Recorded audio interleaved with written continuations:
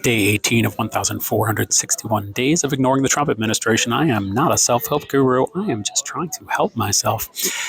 Yesterday, I was behind a guy who ran two stop signs, one, two, right after the other. No slowdown. Just saw ahead that there were no cars coming, went right through them. And then he approached a third stop sign, and there were other cars in front of him, and that made him very upset. He was in a rusty truck, and I could see him throwing his arms around wildly and started to honk. And while this behavior absolutely infuriated me, and I definitely had the thought go through my mind to chase him, I did not, because my heart kicked in, and I immediately thought about the rusty truck, and I thought about what brings someone to a moment where they are this upset at the world. And how does that relate to 1,461 days of ignoring the Trump administration? Well, I will tell you this. In no way am I justifying the insane havoc and awful behavior of the person in question.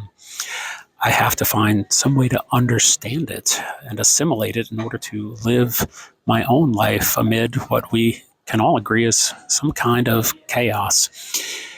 And so when I think about him and the loveless upbringing that it has been documented that he has had, and even if you don't believe that, you can believe the fact that his brother died an alcoholic. And people don't just die alcoholics when they are raised in supportive, loving environments. Usually they begin to drink because they are being raised in unsupportive, unloving environments. And again, in no way would I even enter the universe where I would justify some kind of behavior. I have to use the exposure that we now have, the raw evidence that we now have right in our faces of the corruption that is the United States of America, which was founded in corruption. As I've said before, there are words I cannot say here. One of them starts with a G and one of them starts with an S.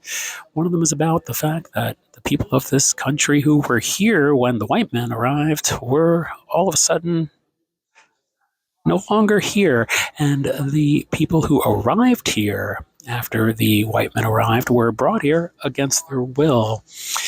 And so I have to remember the obvious evidence that tells me that to make things right, Black women, Indigenous women need to be running this country. And until such a time that we can make ourselves whole with that reality, we will have to look at the suffering that we are about to endure as inevitable.